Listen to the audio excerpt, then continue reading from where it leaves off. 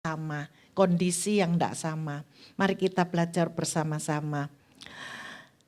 Nah, yang pertama saudara, dalam Amsal pasal 10 ayat 12, di situ dikatakan, kebencian menimbulkan pertengkaran, tetapi kasih menutupi segala sesuatu.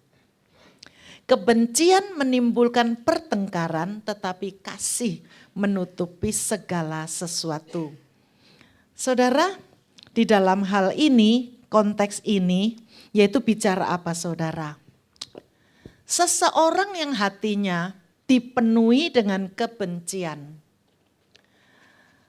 Orang yang seperti ini saudara, biasanya di dalam hati itu selalu tidak henti-hentinya bisa timbul macam-macam keinginan untuk membalas dendam. Dia tidak akan berhenti di mana saja, ketemu siapa saja, cari kesalahan-kesalahan orang lain. Sehingga bertengkar, cekcok dan ribut. Orang yang hatinya penuh dengan kebencian, biasanya tidak mau kalah. Selalu dengan cara bagaimanapun mau menang. Dia yang menang, dia yang benar, dan dia yang paling baik. Nah saudara, sehingga pikiran-pikiran kebencian ini, niat benci ini tidak mungkin bisa lenyap di dalam hatinya. Kalau dia tidak mau berubah, tidak akan lenyap dan akhirnya pasti terjadi relasi dia dengan sesama sangat tidak baik. Orang-orang yang hatinya penuh dengan kebencian pasti dijauhi oleh orang lain. Mungkin kadang-kadang anggota keluarga pun juga. Jemaat di tengah-tengah gereja juga. Di mana saja dia berada selalu menimbulkan kekacauan. Nah saudara sekalian, orang seperti ini ada yang mengatakan orang yang hatinya dipenuhi dengan kebencian, sesungguhnya orang ini tidak ada damai, tidak ada sukacita dan dia sendiri sedang melukai dirinya sendiri. Hatinya penuh dengan kepahitan dan lain sebagainya. Tetapi di dalam ayat Amsal pasal 10 ayat 12 ini mengatakan juga seseorang yang hatinya ada kasih, yang dipenuhi dengan kasih. Orang semacam ini sekalipun ada seseorang yang melukai dia, menyalai dia, tapi orang yang ada kasih ini selalu bisa menerima, selalu bisa memaafkan, selalu bisa mau mengerti dan selalu tidak akan mengingat peristiwa kesalahan orang lain itu. Dia lebih sukacita, dia lebih damai sejahtera dan hatinya lega. Tentunya teman-teman banyak yang mau bersama dengan dia. Nah, kalau banyak teman pasti banyak kesempatan untuk berbuat baik. Nah, saudara sekalian, kalau kita lihat lagi dari Amsal pasal 11 ayat yang 17, di situ dikatakan, orang yang baik hatinya berbuat baik kepada diri sendiri. Artinya orang yang punya hati yang baik ya, baik hati, sebetulnya dia berbuat baik kepada dirinya sendiri. Tetapi orang yang kejam, yaitu orang hatinya itu banyak kebencian itu sebetulnya perbuatannya itu selalu kejam. Orang yang kejam menyiksa badannya sendiri. Betul tuh di dalam firman Tuhan ya. Nah itu yang pertama. Ayat yang kedua di dalam 1 Petrus pasal 4 ayat 7 dan 8 di situ dikatakan. Kesudahan segala sesuatu sudah dekat. Karena itu kuasailah dirimu dan jadilah tenang supaya kamu dapat berdoa. Tetapi yang terutama kasihilah sungguh-sungguh dan seorang akan yang lain. Sebab kasih menutupi banyak sekali dosa. Mirip ya? Nah saudara, di dalam bagian ini konteksnya apa? Pada waktu Petrus menulis surat ini, sebetulnya orang-orang Kristen pada zaman itu sedang mengalami banyak kesulitan, banyak tantangan dari luar maupun dalam. Nah saudara, Petrus mengingatkan mereka, dalam kondisi apapun yang kita hadapi, kita tetap harus selalu ingat bahwa tujuan hidup atau sasaran hidup kita adalah untuk kemuliaan nama Tuhan. Kita dipanggil, kita diciptakan, dipanggil untuk kemuliaan Tuhan. Nah saudara sekalian, kalau seperti itu, kita sekarang juga, bukankah juga berada di dalam zaman yang penuh dengan kesulitan, penuh dengan tantangan baik dari luar maupun dalam. Walaupun apa yang terjadi di zaman Petrus pada waktu itu tidak sama, tetapi yang sama yaitu kesulitannya, susahnya hidup ini. Tapi tetap hidup ini untuk kemuliaan nama Tuhan. Kondisi apapun yang kita hadapi, itu adalah tujuan dan sasaran yang akan kita capai. Nah, saudara sekalian, Petrus mau kita mengerti bahwa di dalam dunia ini tidak ada seorang pun yang sempurna. Semua orang berdosa. Jadi kalau orang tidak ada kasih, maka selalu menuntut orang lain melebihi kemampuannya. Kita sendiri terbatas, kita tidak 100. Tuhan ciptakan kita satu dengan yang lain, semua tidak sempurna. Maksudnya bukan Tuhan tidak ciptakan semua. Berkat talenta yang diberikan tidak semuanya. Ada yang dikasih kekuatan di bidang ini, ada yang bidang itu. Jadi saudara, kalau kita dapat talenta 5 misalkan, kita jangan tuntut orang yang dapat talenta 1 untuk sama dengan kita.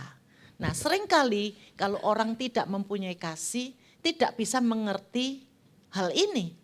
Selalu menuntut. Ya, menuntut. Tapi dia sendiri tidak merasa bahwa dia sendiri juga tidak sempurna. Nah saudara, Petrus maksudnya di antara relasi manusia dengan manusia lainnya. Sesama manusia ini kita harus dapat saling mengasihi secara sungguh-sungguh. Bukan cuma saling mengasihi. Artinya mengasihi secara sungguh-sungguh itu bukan mengasihi hanya di bibir. Tetapi mengasihi secara sungguh-sungguh sampai orang itu betul-betul merasakan kasihnya dan kita betul-betul sudah menyatakan kasih yang sungguh itu. Nah saudara, dengan demikian maka hidup ini akan menjadi terang dan garam. Otomatis tatkala kita bisa satu dengan yang lain, bisa mengasihi dengan sungguh-sungguh, maka kita akan hidup rukun. Kita akan mengerjakan sesuatu pasti akan lebih baik. Dan di dalam kita bisa saling mengasihi dengan sungguh-sungguh, terjadilah satu kesatuan yang luar biasa ya. Kita bersatu pasti kuat. Saudara, seringkali kalau kita bisa lakukan seperti itu, otomatis orang-orang di luar gereja akan melihat inilah orang-orang yang sungguh-sungguh pengikut Kristus. Mengenal mereka memang beda. Ini beda. Orang Kristen beda. Tapi sayang saudara, hal ini zaman seperti ini sekarang malah jarang terjadi. Sebaliknya yang terjadi, orang-orang Kristen membuat onar, bahkan pojok-pojok pimpinan gereja juga melakukan hal-hal yang memalukan. Saudara, ini banyak ya di dalam medsos itu. Ini kenyataan. Marilah saudara, kita hari ini belajar betul-betul apa maksudnya kalimat ini nanti.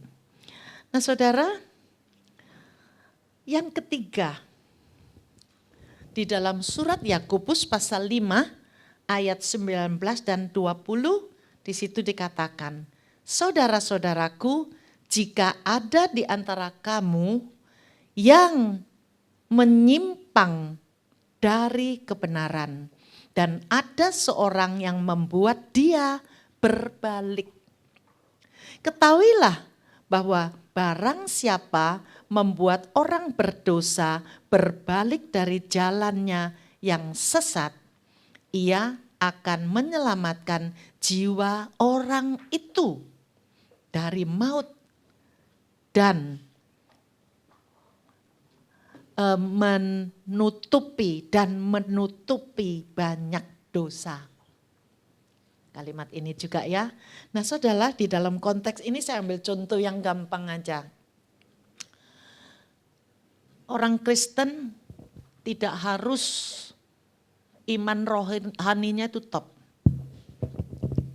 Kita bisa mengalami jatuh bangun. Sudah jatuh, mari kita minta Tuhan kasih kekuatan untuk bangun kembali. Kalau kita punya pikiran yang kita kok seperti ini. Pernah terjadi saudara, seorang remaja, tapi sudah lama sekali di salah satu gereja.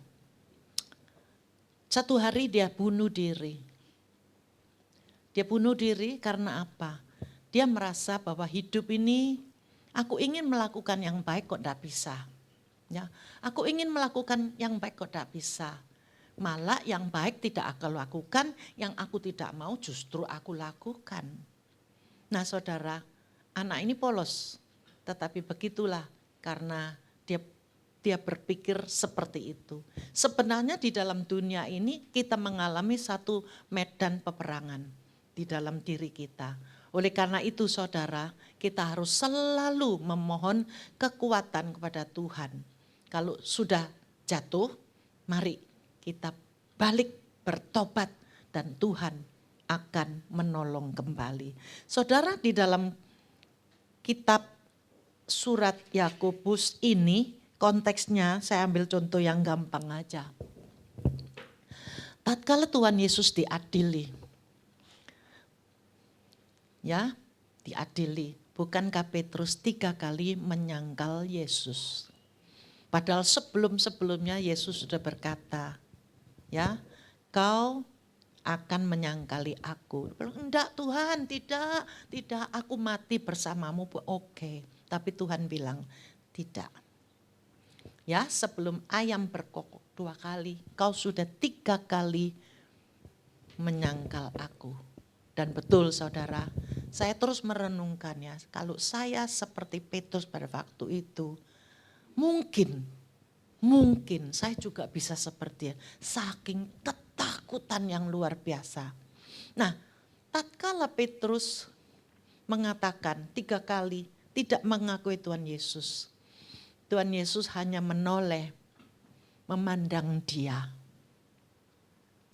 Petrus tatap mata dengan Yesus, dia merasa bersalah. Dia keluar menangis. Tapi dia mengaku dosa dan dia mau bertobat. Nah saudara, di dalam bahasa aslinya, Yesus memandang atau melihat Petrus yang sudah 3 kali menyangkali dia. Yesus tidak mengkritik dia. Yesus juga tidak menegur dia secara keras, tidak.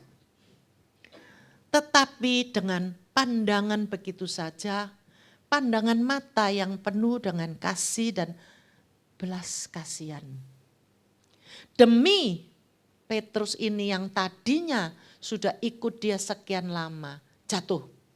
Tuhan Yesus ingin dia bangkit kembali. Yesus di dalam doa terus mendukung Petrus. Sampai satu hari Yesus berkata kepada dia, Petrus, tatkala engkau sudah pulih, tatkala engkau sudah kembali, ingat, kuatkan saudara-saudaramu yang lain. Nah saudara, Yesus tahu orang itu bisa khilaf, orang itu bisa kadang-kadang tidak tahan, bisa kadang-kadang ya melakukan hal-hal yang sangat menyakitkan. Tetapi Yesus mau mengerti secara kedagingan, secara manusia, kelemahan seseorang itu bagaimana. Ini yang dimaksud ya, kasih itu menutupi banyak dosa. Nah saudara sekalian, bicara sampai di sini saudara ya, tentunya di dalam Yesus mengampuni, Yesus juga memaafkan Petrus, maka Yesus juga senantiasa memberikan bimbingan kepada dia. Ya, memberikan bimbingan, terus dikuatkan. Terus setelah Tuhan Yesus masih ada 40 mati dan bangkit, ya 40 hari masih bersama dengan mereka. Yesus selalu ngambil kesempatan untuk terus membimbing dia. Akhirnya betul Petrus di kemudian hari dipakai oleh Tuhan lebih luar biasa. Luar biasa beraninya kalau kita lihat di Kisah Para Rasul. Nah saudara, dia juga akhirnya bisa menjadi berkat bagi banyak umat Tuhan. Nah saudara sekalian, kalau bicara sampai di sini, kita harus tahu satu hal. Apa yang dipentingkan oleh Tuhan, itu adalah hasil akhir dari kita semua. Yang Tuhan lihat itu adalah hasil akhir dari kita semua. Tuhan tidak melihat kejatuhan atau kesalahan di dalam proses. Di dalam proses pasti jatuh bangun, tapi yang Tuhan mau, Tuhan pastikan dan Tuhan tekankan adalah hasil yang terakhir. Buah yang terakhir yang kita wujudkan di hadapan Tuhan. Bukan semua kesalahan atau kelemahan di dalam proses kita menjalani hidup ini. Nah saudara, bicara sampai di sini kita kembali pada tema kita pada pagi ini. Kasih menutupi segala sesuatu. Secara praktis, secara praktek yang nyata bagaimana? Ini perlu saudara kita praktekkan di dalam kehidupan kita sehari-hari, apalagi kehidupan bergereja. Kasih menutupi segala sesuatu. Praktisnya yang pertama saudara, kita kalau sudah dilukai orang, kita tidak terima, kadang-kadang itu sakit. Kita seringkali kalau bisa, aku sebarkan dan aku berteriak kepada banyak orang supaya kejahatan orang itu bisa diketahui oleh lebih banyak orang. Tetapi praktek yang nyata yang harus kita belajar bersama pada hari ini yaitu kita tidak membawa kesalahan orang lain di atas panggung terbuka. Dengan kata lain, di atas panggung kan banyak yang nonton, yang lihat. Dengan kata lain, kita tidak membuka dosa atau kesalahan seseorang. Bukan saja itu saudara, kita juga tidak membongkar masalah lama. Kadang-kadang masalah ini sudah lewat lama sekali, tapi orang tuh masih terus ngomong. Peristiwanya sudah past tense, sudah lewat. Tetapi yang bicara terus present continuous tense. Saya sendiri pernah mengalami seperti itu. Peristiwa yang sudah lewat 10 tahun masih terus dibicarakan dari mulut ke mulut ke mulut ke mulut. Jengkel? Jengkel saudara. Tapi kalau kita mau belajar kasih menutupi segala sesuatu itu, kita jangan sekali-kali membongkar masalah lama. Masalah lama itu sudah lewat, Tuhan sudah maafkan, Tuhan sudah ampuni. Kok sampai sekarang terus dibicarakan? Jangan saudara ya.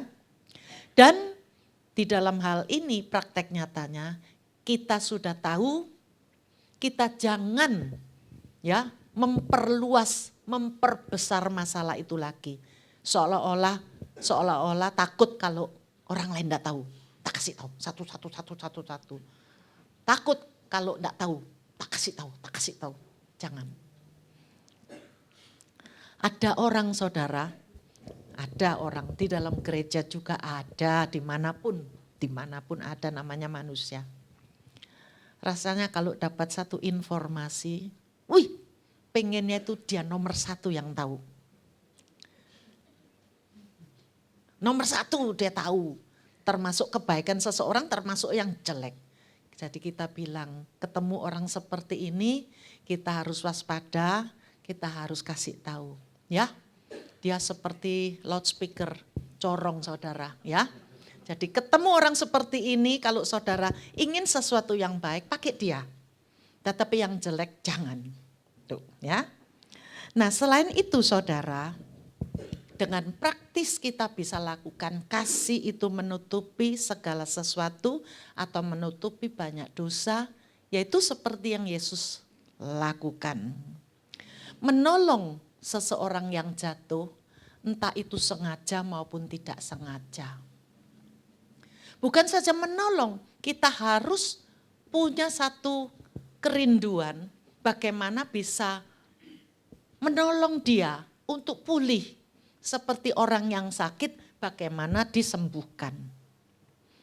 Kalau kita punya niat seperti itu, itulah yang namanya dengan kasih kita bisa menutupi kelemahan orang lain, bahkan membuat seseorang ini menjadi baik kembali.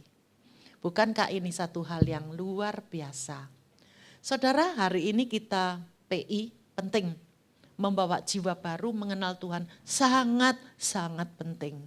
Karena membawa seseorang kita tidak tahu. Nanti orang ini punya anak cucu, punya sampai bergenerasi. Minggu lalu ada seorang jemaat ya, kebetulan kami ada merayakan ulang tahun ya, memperingati ulang tahun aja, sekedarnya aja. Ulang tahun kebaktian Mandarin, full 10 tahun. Lalu ada seorang bapak, dia bilang, aku mau kesaksian. Kesaksian itu kok kebetulan. Dia adalah pelatih ya, guru driver ya. Barang siapa yang mau belajar setir mobil, itu dia guru. Muridnya ada 1000 lebih, sampai luar negeri apa. Di sini paknya di gereja kami, juga di gereja lain banyak. Satu kali saya juga belajar sama dia. Dia ingat 39 tahun yang lalu Bu. Oh iya, waktu itu suami saya kecelakaan, sakit, anak saya masih kecil. Loh, nanti mungkin saya harus bawa mobil sendiri. Saya les sama dia saudara. Les sama dia, ya cuma 10 jam toh, janjinya 10 jam. Hari ini 1 jam, besok 1 jam. Saya bilang sama dia, kok walaupun umurnya lebih muda dari saya, panggil kok. Apakah engkau percaya Tuhan Yesus? Enggak, aku lahir dalam keluarga tidak percaya Tuhan Yesus ya. Papa mamaku tuh masih kuno, bawa adat, percaya adat istiadat. di Tiongkok. Oh, mau enggak ke gereja? Percaya Tuhan Yesus itu sungguh-sungguh baik. Gitu ya. Gimana caranya? Saya bilang, datang. Mau datang? Ya aku mau coba. Coba, enggak harus percaya, saya bilang. Coba, dengar. Kalau lu enggak dengar, lu enggak akan tahu. Dengar dulu. Kemudian dia dengar. Saya bilang, lu datang, nanti saya tunggu di depan pintu gereja. Akhirnya bawa dia dengan istrinya dan 2 anaknya. Saya ingat saudara, dia bilang, setelah itu dia dengar. Sekali, 2 kali, seminggu, 1 bulan, 2 bulan. Dia merasa, loh ternyata kekristenan ini juga mengajarkan yang baik dan apa yang dia butuhkan. Akhirnya dia ikut terus dan tidak lama kemudian dia dibaptis. Anak-anaknya dibaptis. Dia bilang, hari ini aku bersaksi. Generasi pertama dalam keluarga besarku, aku adalah generasi pertama. Sekarang sudah 3 generasi, dari anak-anak, menantu-menantu sampai cucu-cucu semua. Semua sudah di dalam Tuhan, semua sudah ambil bagian di dalam pelayanan. Nah, saudara, PI penting, penting. Sangat penting, itu kewajiban kita. Tetapi untuk anak-anak Tuhan yang jatuh, yang tergeletak, seringkali kita lupa. Seringkali kita biarkan. Sehingga tidak jarang mereka yang sudah dimenangkan akhirnya jatuh menjadi undur kembali. Bukan saja meninggalkan gereja, meninggalkan Tuhan. Karena mereka merasa tidak ada orang yang peduli dan tidak ada kasih di tengah-tengah persekutuan atau di tengah-tengah kehidupan bergereja. Saudara, inilah yang kita pelajari. Kasih dapat menutupi segala sesuatu atau banyak dosa, yaitu lakukan ini. Nah saudara, di dalam segala sesuatu ini saudara, kalau kita kembali kepada surat Petrus pasal 4 ayat 7 dan 8 itu tadi. Sebetulnya kalau kita lihat dari pasal 1 sampai pasal yang terakhir saudara. Sebetulnya Petrus itu menunjukkan surat ini kepada kelompok yang telah ditebus oleh darah Tuhan Yesus. Dengan kata lain, gereja. Jadi surat ini ditujukan kepada umat Tuhan, ya, berkelompok atau ya bergereja. Nah, oleh karena itu dia menggunakan Amsal. Di perjanjian lama mereka tahu semua ya. Kalau kebencian itu menimbulkan pertengkaran, tetapi kasih menutupi segala sesuatu. Dia pakai ini saudara, ya, dengan kasih menggantikan kebencian. Maka terjadilah suasana yang damai, tentram di dalam komunitas anak-anak Tuhan.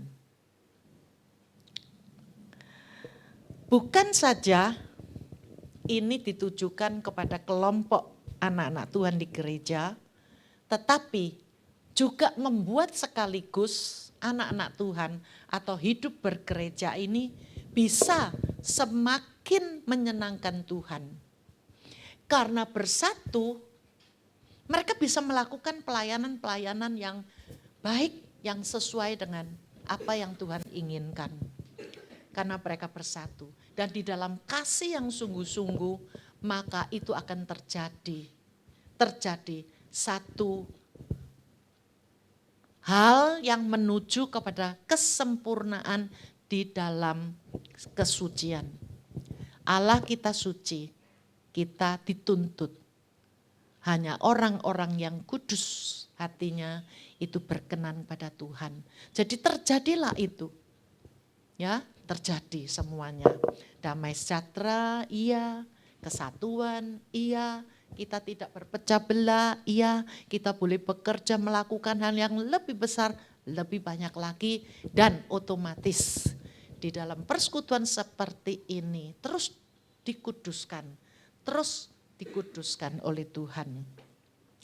Nah saudara, kalau orang Kristen di dalam kehidupan bergereja ada kasih, maka masalah yang kecil, bahkan masalah yang agak besar, itu pun juga akan mudah diselesaikan dengan kasih. Tetapi sebaliknya saudara, kalau di dalam persekutuan gereja, kehidupan bergereja ini, kita ada kebencian, maka saudara, kebencian itu akan mendatangkan perpecahan di dalam gereja. Saudara, di dalam suasana yang tidak ada kasih saudara, apa yang kita keluarkan, setiap kata yang kita keluarkan, itu selalu menimbulkan kecurigaan dari orang lain. Apa maksudnya? Apa maksudnya? Karena tidak ada kasih. Jadi kita selalu takut apa yang dikatakan. Dan setiap gerak-gerik kita, ya, tingkah laku kita, seringkali disalahpahami, diartikan yang bukan-bukan. Dan akhirnya kita kena perangkap dari si jahat. Kita bisa bayangkan, kalau gereja, umat Tuhan, kumpulan orang-orang yang telah ditebus dengan kasih, hidup kasih, kita hidupnya kok leluasa. Saya mengatakan sesuatu tidak akan menimbulkan kecurigaan. Saya melakukan sesuatu tidak dianggap sesuatu yang negatif. Tetapi kalau di dalam gereja atau komunitas orang Kristen tidak ada kasih, saudara bisa bayangkan. Di gereja tidak aman. Banyak gosip. Banyak fitnah. Saya seringkali kalau mengundang orang datang ya, khususnya kalau ke persekutuan wanita, suaminya enggak kasih. Kenapa? Cukup minggu 1 kali aja sama saya. Lalu saya tanya, kenapa? Istrinya 1 hari bilang sama saya, iya, Bapak tidak kasih aku ikut persekutuan wanita. Karena nanti mulut terlalu banyak. Bahasa Mandarin, 3 wanita sama dengan 1 pasar. Hati-hati saudara. Dan nyatanya di dalam gereja, jumlah jemaat wanita rata-rata kebanyakan lebih banyak dari yang bapak, yang pria. Betul? Di sini juga. Tuh. Jadi mari saudara, kita, ya saya tidak katakan bapak terlalu baik ya. Bapak yang enggak baik juga banyak ya. Ibu-ibu yang baik juga ada, enggak semua jelek. Saudara, marilah. Mulai hari ini kita bertekad. Kalau tema ini diangkat, saya terus mikir apa yang harus saya tekankan. Sampai tadi malam sempat mau saya ganti. Sudah malam. Tapi saya doa, Tuhan, kalau Tuhan tetap mau saya katakan ini, mari saya sempurnakan. Saya tidak berhenti di kebencian menimbulkan pertengkaran. Tidak, itu sudah negatif saya. Tapi yang saya tekankan adalah tema yang diangkat oleh gereja, yaitu kasih menutupi segala sesuatu. Ditekankan bagaimana dipraktekkan. Bagaimana dipraktekkan dan bagaimana diwujudkan ke dalam dan keluar. Mulai hari ini mari kita sama-sama berjanji. Satu dengan yang lain dan lebih berjanji kepada Tuhan. Mulai hari ini tolong kami Tuhan. Selalu menuntut supaya kita bisa ada kasih dan hidup damai. Terus menuntut hal ini. Sehingga nama Tuhan tidak tercemar oleh karena perbuatan-perbuatan kami orang-orang yang telah Kau tebus. Tuhan Yesus sudah memberikan kita banyak contoh ya. Memaafkan dan memaafkan. Bicara sampai di sini mungkin ada yang tanya, loh kalau terus memaafkan dengan kasih, memaafkan dengan kasih, ada orang itu sudah kelewatan, bagaimana? Ya, seperti sekarang ya banyak juga di gereja menghadapi kasus-kasus yang sangat sulit, sangat pelik. Majelisnya bingung gimana ini. Orang ini dikeluarkan atau tetap dipertahankan. Dikeluarkan kasihan, dipertahankan ganjel saudara.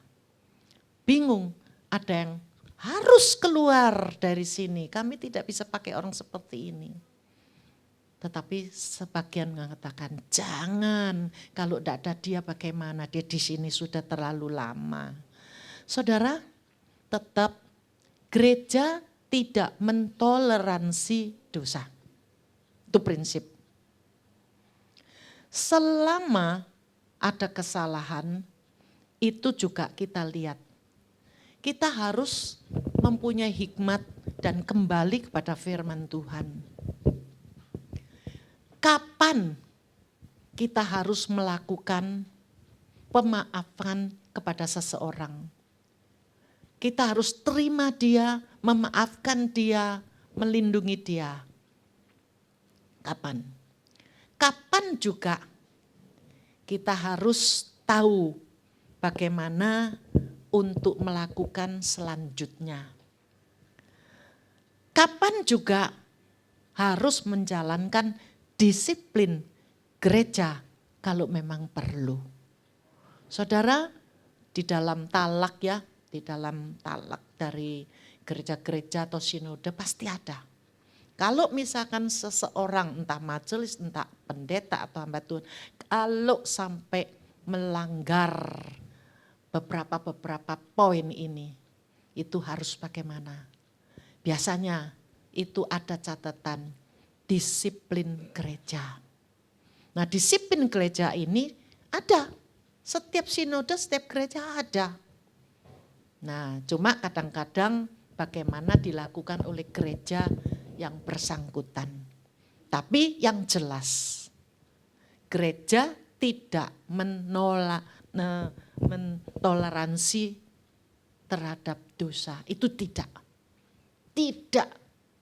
Tetapi yang kita katakan kasih menutupi banyak dosa, menutupi segala sesuatu itu di dalam hal yang mana yang bisa kita lakukan. Dan itu ternyata terjadi di dalam setiap kehidupan kita masing-masing, setiap hari. Nah, kasus-kasus yang besar itu kan tidak setiap hari saudara, kadang muncul. Kadang ada gereja yang sepanjang masa tidak pernah terjadi kasus seperti itu. Tapi ada juga yang terjadi. Yang jelas saudara, bila perlu didisiplin, disiplin gereja harus dijalankan. Terhadap jemaat pun sama. Terhadap jemaat pun sama. Disiplin gereja macam-macam saudara. Macam-macam, bisa diskot berapa bulan tidak boleh ikut perjamuan kudus. Ada yang diskot bagaimana? Sesuai dengan kondisi dan keadaan gereja tertentu. Semoga firman Tuhan pada pagi ini dengan praktis mari kita perhatikan. Hanya kasih membuat kita tumbuh. Hanya kasih membuat gereja maju. Hanya kasih yang membuat hati Tuhan sukacita. Karena Yesus sebelum meninggalkan kita juga meninggalkan satu perintah, yaitu saling mengasihi. Seperti Yesus mengasihi murid-murid, murid-murid juga harus saling mengasihi. Itu juga ditujukan kepada kita hari ini. Semoga Tuhan memberkati kita semua. Amin. Mari kita berdoa. Tuhan, firman-Mu telah hamba-Mu sampaikan. Sekalipun tidak sempurna ya Tuhan, tetapi kami berdoa Roh Kudus tetap berbicara, tetap bekerja di dalam setiap hati anak-anak Tuhan yang mendengarkan hari ini. Kami berdoa ya Tuhan, biarlah setelah kami mengerti semuanya ini, biarlah hati kami selalu dipenuhi kasih. Tatkala kami menimbulkan niat untuk membenci seseorang, ampuni kami dan tolong kami cepat bereskan. Sehingga hidup ini dengan sukacita bisa kami lewati. Hidup ini bisa memuliakan nama Tuhan. Hidup ini juga membuat gereja-Mu berkembang pesat. Terima kasih Bapa, kiranya Engkau menyelidiki hati kami. Apabila hari ini di antara kami ada yang masih menimbulkan kesakitan hati terhadap seseorang, siapapun itu, Tuhan tolong. Supaya bisa diselesaikan, tidak menjadi kepahitan untuk dilanjutkan di dalam hidup selanjutnya. Karena terlalu menderita, juga terlalu menyakiti hati Tuhan, tidak bisa memuliakan nama-Mu Tuhan. Terima kasih Bapa. Kasih-Mu terus dinyatakan dan diwujudkan di dalam setiap kehidupan kami. Di dalam nama Putra-Mu Yesus Kristus kami berdoa dan mengucap syukur. Amin.